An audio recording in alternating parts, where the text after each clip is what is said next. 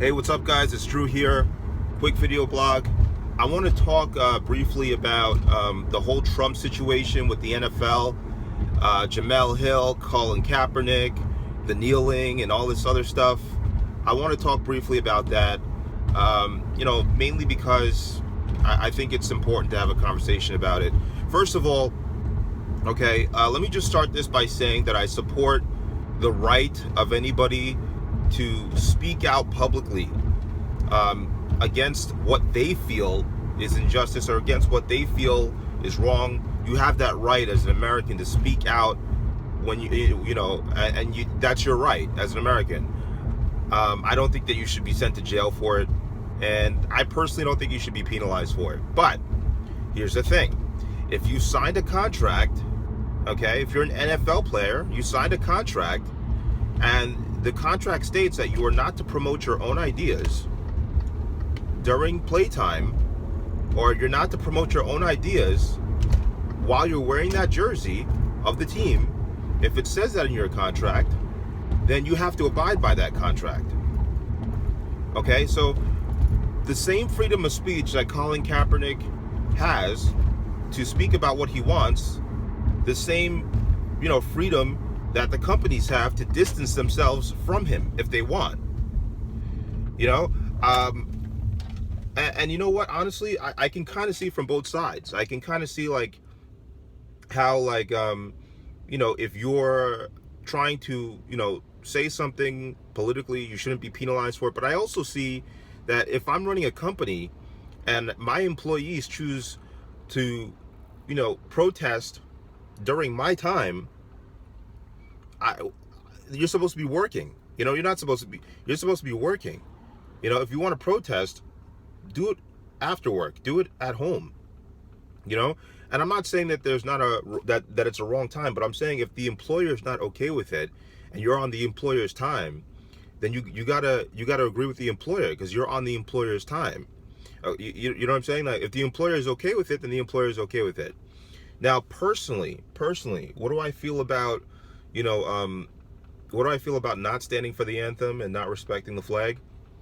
Personally, I feel like, I feel honestly that it's a sucker's way of looking at this world.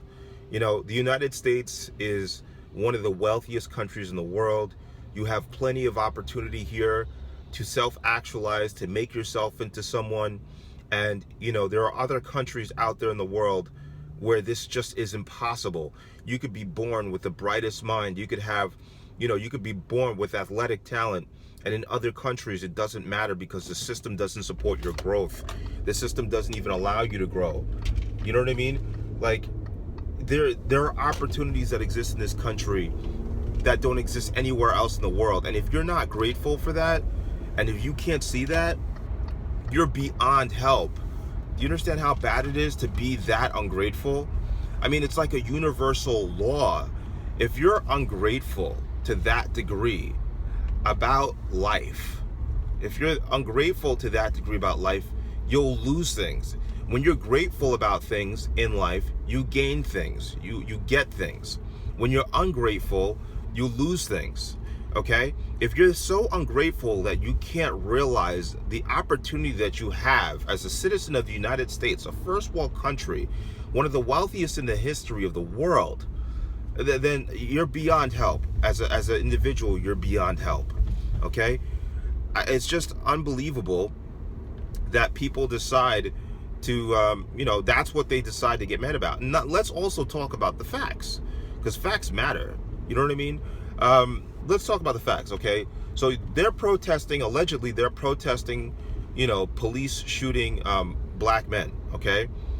My problem is not the fact that they're protesting an injustice done to one man or another man or another man.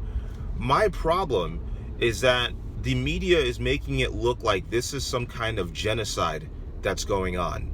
My problem is that the media is making it look like we're being hunted. That's my problem.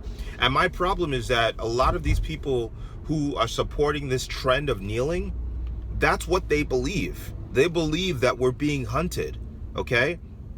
So far in 2017, according to Washington Post, which is a liberal source, I chose the most liberal source that you could find, okay? According to Washington Post, so far in the year of 2017, as I'm making this video, 730 people have been, have had death at the hands of a police officer. Now, that may seem like a big number, compared to you, because as one person, 730 lives are lost and whatnot, and it's a big deal to lose one life, let alone 730. But when you realize that we live in a country of 320 million plus people, probably greater than that, more than that, you realize we live in a country of 320 million people, do the math. You'll realize that the chances of this happening are 0.00. Do the math. Do the math, dude. Divide 730 into 320 million right now. Grab a calculator and do it. Those are your chances of being killed by a police officer. 0.0000000 or something, right? Those are your chances of being killed by a police officer, okay? Your chances of, dying of heart disease or dying in a car crash are significantly higher. Yet, people protest the police officer thing because it has racial connotations that they can fixate on. But what they don't realize is that a lot of these police shootings and a lot of criminality is driven by location and population density. As soon as you change the zip code, you realize that the numbers and statistics change. Police brutality, or quote unquote, lessens.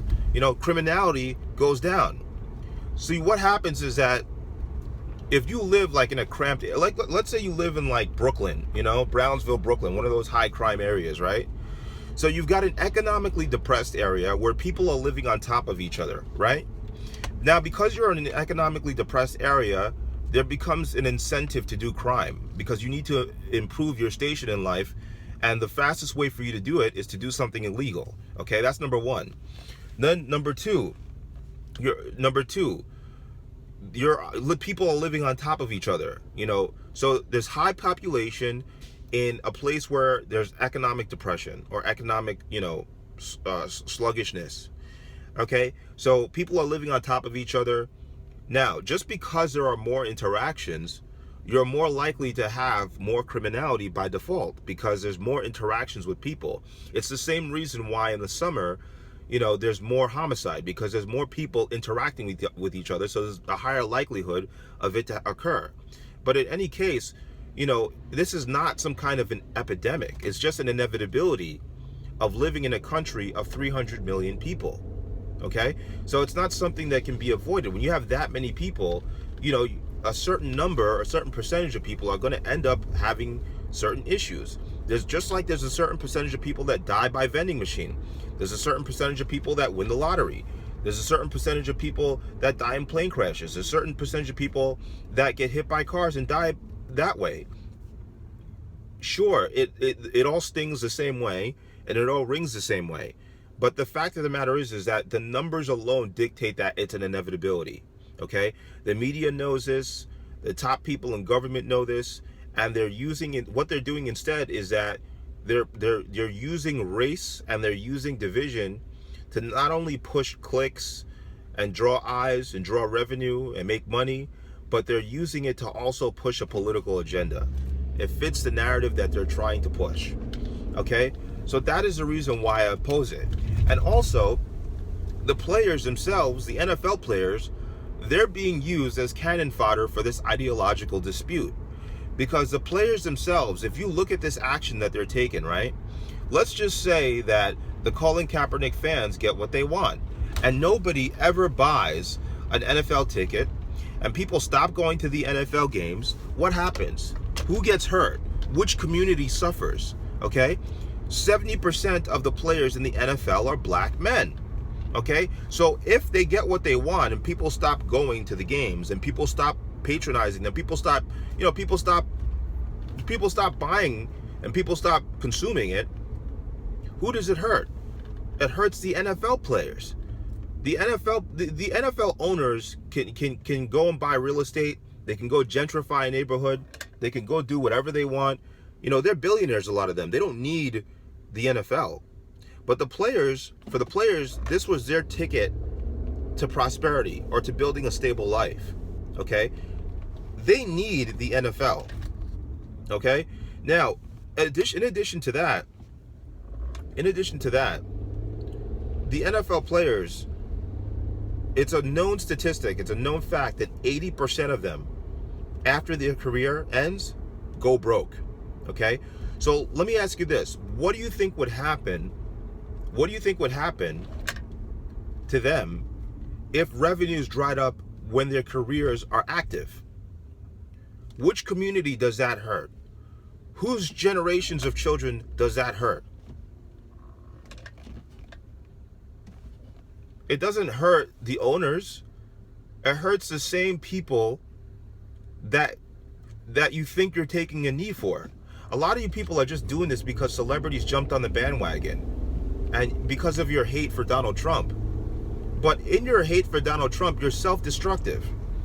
And, you know, for all liberal policies, you know, that's as a conservative, I got to say, like, that's the good thing about liberal policies, that at the end of the day, they're self-destructive.